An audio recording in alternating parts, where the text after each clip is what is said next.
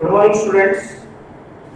Last time हमने exercise 9.12 में question number 5 तक बात की थी। अब हम क्वेश्चन नंबर 6 to 8 डिस्कस करेंगे। 6th क्वेश्चन का फर्स्ट पार्ट आप देखिए, dx upon x into x की 5+1। आप क्या कीजिए, जो पावर ये x की 5 यही सेम पावर यहाँ क्रिएट कीजिए, x की 5 x की 4 से आप मल्टीप्लाई कीजिए और इधर डिवाइड कीजिए x की 5। मान लेते यहां आपके पास x की 10 है तो 9 पावर से आप मल्टीप्लाई डिवाइड कीजिए। जैसा कि इसके सेकंड पार्ट में x की 4 है तो 3 पावर से आप मल्टीप्लाई और डिवाइड करेंगे। अब आप देखिए x की 5 का डेरिवेटिव 5x की 4, ये डेरिवेटिव है तो यहां इसको आप पुट कीजिए, x की 5 z, डेरिवेटिव कीजिए 5x की 4 dx dz। आपके पास x की 4 dx है तो x की 4 dx की वैल्यू हो जाएगी 1/5 dz। Therefore 1 implies 1/5 बाहर आ जाएगा, x की 4 dx की जगह dz अपॉन यहाँ आपकी दिख रहा है z इंटू z+1। ये दोनों ही हमारे लीनियर फैक्टर हैं तो बाय पार्शियल फ्रैक्शन आप इनको सोल्व कर सकते हैं। एक फैक्टर आपका z है डिवाइड में और एक z प्लस है, तो जब आप इसको ऐसे लिखेंगे a/z एंड b/z+1, उसके अकॉर्डिंग जब आपको वैल्यू निकालनी है तो z को 0 रखेंगे तो आप इस पार्ट को छोड़ दीजिए, ऊपर 1 है, put everywhere but not there, यहाँ 1 यहाँ 0 रखेंगे तो 1, तो ये आपकी वैल्यू आ जाएगी 1। जब इस फैक्टर को आप 0 रखेंगे तो ये आएगा -1 z की वैल्यू, तो यहाँ मत रखिए 1/-1 यानी -1। आप इसका इंटीग्रेशन कीजिए direct 1/5 log z minus log z+1। तो यहां आप कंबाइन कीजिए इसको log m/n। अब z की वैल्यू वापिस रख दीजिए, z आपके पास जो वैल्यू थी x की 5 एंड डिवाइडेड बाय x की 5+1 प्लस c, ये आपका आंसर हो जाएगा। इसकी जो सेकंड पार्ट में x की 4 है तो 3 पावर से मल्टीप्लाई और डिवाइड और x की 4 का पुट कीजिए। थर्ड जो पार्ट है इसका, वहां आप e की x को पुट कीजिए तो सिंपल ऐसे ही टर्म आपके पास बन जाएगी। एक बार इसको नोट कीजिए आप, फिर हम 7th क्वेश्चन को डिस्कस करेंगे। यहां पे आपको पहले by substitution method partial fraction की कोई टाइप क्रिएट करनी, उसके बाद आप इसका पार्शियल फ्रैक्शन लगाएंगे और फिर इंटीग्रेशन डिफाइन करेंगे। 7th क्वेश्चन में देखिए आप, जो 7th क्वेश्चन का फर्स्ट पार्ट अगर हम देखें तो आप डिनोमिनेटर से sin x को पुट कीजिए, पार्शियल फ्रैक्शन की फर्स्ट टाइप आपको लग जाएगी। सेकंड पार्ट में भी आप cos x को पुट कीजिए। थर्ड पार्ट देखिए sin x by 1 minus cos x into 2 plus cos x into 3 minus cos x। तो cos का डेरिवेटिव है हमारे पास, put cos x is equal to z, derivative अगर हम करेंगे तो minus sin x dx is equal to dz। Minus को आप राइट साइड में भेज दीजिए। देखिए नंबर 1 हमारे पास क्या हो जाएगा, -1 into dz 1 minus z into 2 plus z into 3 minus z। ये हमारे पास टर्म बन जाएगा बाय पार्शियल फ्रैक्शन। आप चाहे तो डायरेक्ट भी सॉल्व कर सकते हैं, लेकिन अगर अलग से इसको लिख के दिखाना हो देखिए आप, तो वो आपके पास क्या टर्म बन जाएगी एक बार देखिए, a by first factor, b by second factor सभी लीनियर है and c by third factor. इसको आप नंबर को दीजिए। एक ही वैल्यू के लिए आपको बता दें एक बार, 1 minus z को 0 रखिए, z equal to 1, put everywhere but not there। यहाँ -1, यहाँ वैल्यू पुट नहीं कर सकते 1, यहाँ 2 plus 1 3 into 3 माइनस 1 2, तो ये वैल्यू आ गई आपकी -1/6। बी की वैल्यू के लिए इस फैक्टर को जरूरत थी, जेड की वैल्यू -2, तो इधर आपका वैल्यू है -1 -2, यहाँ रखा -2 और माइनस प्लस यानी 3, यहाँ आप वैल्यू रख नहीं सकते, 3 माइनस आपको -2 वैल्यू रखनी है और माइनस ये है तो +2 हो जाएगा 5। ओवरऑल आपके पास आ गया -1/15। अब आप सी की वैल्यू के लिए देखिए, इसको तो 0 कहेंगे तो जेड की वैल्यू 3, इधर -1 1 - 3 -2 2 + 3 5, इधर आप रख नहीं सकते, तो ये माइनस से माइनस कैंसिल 1/10। ये सभी वैल्यूज आप नंबर 2 में रखिए। ये था -1/1 - z 2 + z 3 - z = a की वैल्यू आपकी -1/6/1 - z, b की वैल्यू देखिए आपकी -1/15 एंड 2 + z, और c की वैल्यू 1/10 डिवाइडेड बाय 3 - z। ना आपको जो इंटीग्रेशन डिफाइन करना -1 dz upon 1 - z 2 + z 3 - z, इस टर्म का इंटीग्रेशन करना। इसकी बजाय हम इन टर्म से इंटीग्रेशन करेंगे, यहाँ पे -1/6 बाहर आ जाएगा, इंटीग्रेशन में dz बाय 1 - z, -1/15 बाहर, dz बाय z + 2 एंड 1/10 बाहर, dz बाय 3 - z। कीजिए इंटीग्रेशन, -1/6 log 1 - z, और z का कोएफिशिएंट है नेगेटिव, तो यहाँ देगा माइनस, चाहे तो हम माइनस कॉमन भी ले सकते थे पहले, इधर भी आपका log लग जाएगा और लास्ट पार्ट में भी आपका log अप्लाई हो जाएगा। यहाँ z का कोएफिशिएंट माइनस है को डिवाइड, अब z देखिए आपके पास है cos, वैल्यू रखिए minus plus log 1 - cos x divided by 6 log 2 + cos x divided by 15 minus log 3 - cos x divided by 10 plus, इस तरह इसको सॉल्व कर रहे हैं। तो पहले हमने cos को पुट किया, उसके बाद जो पार्शियल फ्रैक्शन की हमारी फर्स्ट टाइप बन जाएगी। सेम इसी तरह जो आपका क्वेश्चन पार्ट नंबर 4 है, e की x को आप पुट कीजिए, सेम फर्स्ट टाइप बन जाएगी। फिफ्थ पार्ट में आप साइन को पुट कीजिए, फर्स्ट टाइप बन जाएगी। सिक्स्थ पार्ट में आप जो डिनोमिनेटर में cos स्क्वायर उसको 1 - sin स्क्वायर लिखकर आप साइन को पुट कीजिए, फिर वो आपकी टाइप बन जाएगी। एक बार इसको नोट कीजिए, हम सिक्स्थ पार्ट देख लेते हैं क्या है।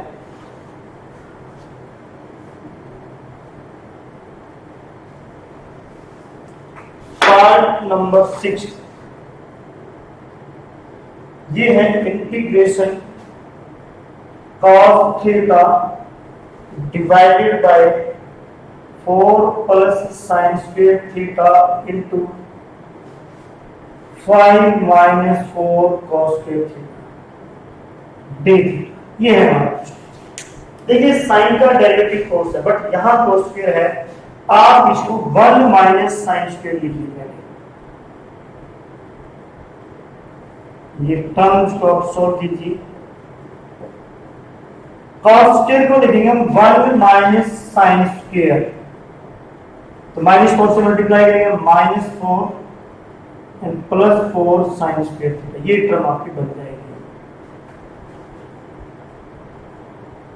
cos theta d theta divided by 4 + sin square into 1 + 4 sin square theta, ये आपकी टर्म आ जाएगी।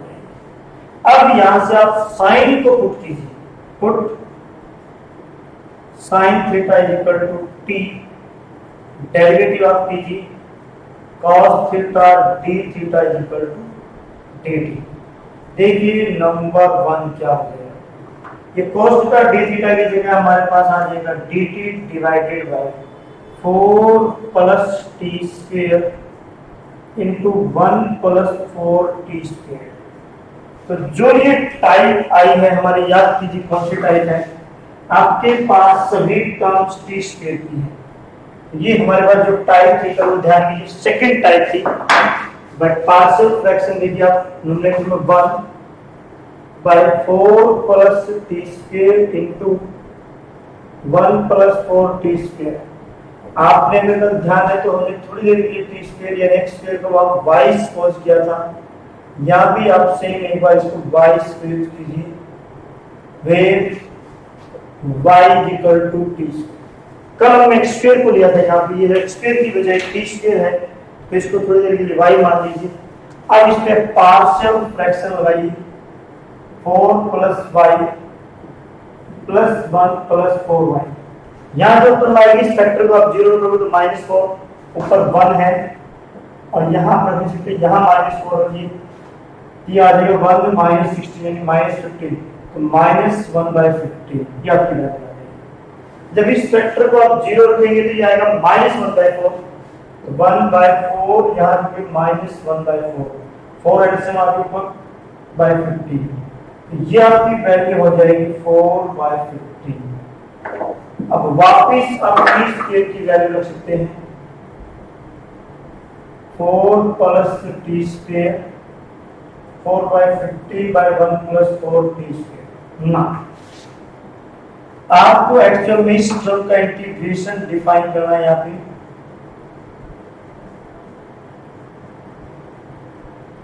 हम इस टर्म की बजाय इस टर्म का इंटीग्रेशन यहाँ पर डिफाइन करेंगे, -1/15 बाहर dt बाय 4 आपका 2 का स्क्वायर प्लस टी स्क्वायर। इधर से आप 4 बाहर लीजिए, यहाँ से इस 4 से कैंसिल हो जाएगा, 1/15 ये आ जाएगा dt अपॉन 4 आप बाहर लेंगे 1/4, दैट इज 1/2 का स्क्वायर प्लस टी स्क्वायर। अब आप फॉर्मूला अप्लाई कीजिए, -1/15 1/8 टेंजेंट इनवर्स t/2। यहाँ पे आप फॉर्मूला अप्लाई कीजिए, 1/8 टेंजेंट इनवर्स t/a की वैल्यू 1/2। t की वैल्यू आप सब्स्टिट्यूट कीजिए वापस, t आपके पास देखिए क्या था, यहाँ पे t हमने sin थीटा को सपोज किया है, sin θ/2, ये 2 न्यूमरेटर में जाएगा 2/15 tangent inverse 2 sin theta plus c। इस तरह इस क्वेश्चन को सोल्व करना है। तो पहले आपने क्या किया कि ये डेरिवेटिव है साइन का, इसको साइन में कन्वर्ट किया, उसके बाद सब्स्टिट्यूट किया, उसके बाद जो हमारे पास पार्शियल फ्रैक्शन की सेकंड टाइप आई उसके अकॉर्डिंग हमने इसको सोल्व किया है। तो जो इसका पार्ट नंबर 8 है आपके पास, sin 2x by sin square plus 1 sin square plus 2, आप sin स्क्वायर x को t पुट कर देना, sin स्क्वायर का डेरिवेटिव जो आएगा 2 sin x cos x that is sin 2x। तो आपकी फर्स्ट टाइप वो बन जाएगी।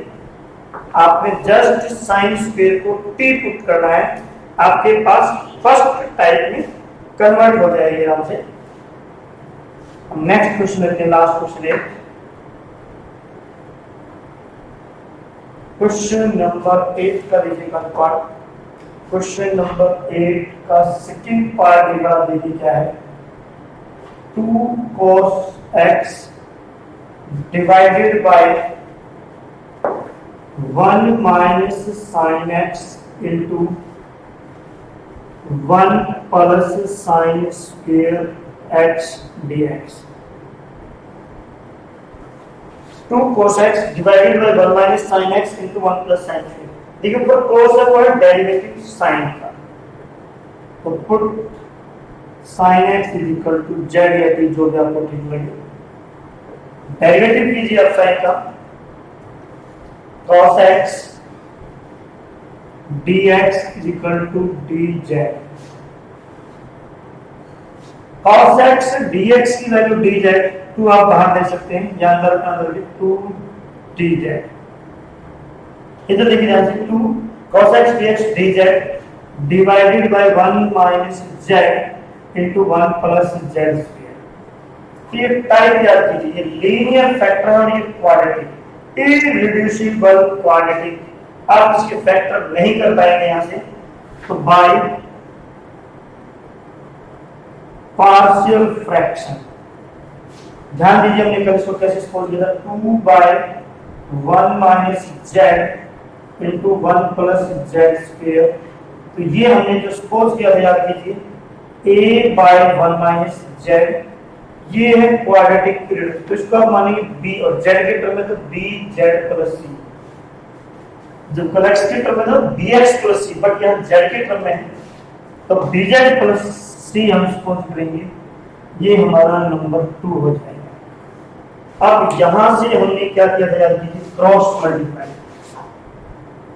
पहले आप इसका क्रॉस मल्टीप्लाई कीजिए, तो लेफ्ट हैंड साइड में बचेगा हमारे पास 2 is equal to a into 1 plus z square b z plus c into 1 minus z number 3। एक ही वैल्यू आपकी डायरेक्ट सोल्व हो जाएगी, इसको 0 नहीं तो जेड की value 1, 14 z is equal to 1 in equation 3। यहां आपके पास जेड नहीं है तो 1 की 1 प्लस 1 2a, ये आपका 0 हो जाएगा, एक ही वैल्यू आ जाएगी 1।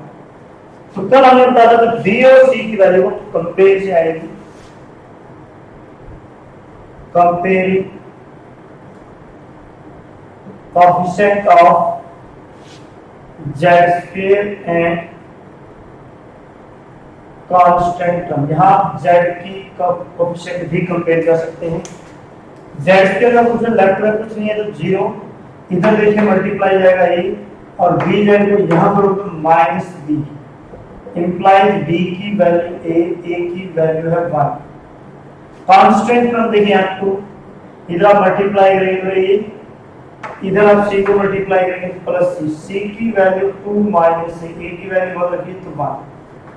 ये दोनों वैल्यू b और c और a की तीनों वैल्यू नंबर 2 में रख दीजिए, तो 2/1 minus z into 1 plus z square, ये आपके पास a की वैल्यू थी हमारे पास 1/1 माइनस जेड, b की वैल्यू भी 1, जेड प्लस 1 बाय c भी आपने 1। ना एक्चुअल में हमें इस टर्म का इंटीग्रेशन डिफाइन करना है हमें, तो आप इस टर्म की बजाय इसके राइट साइड का इंटीग्रेशन कीजिए,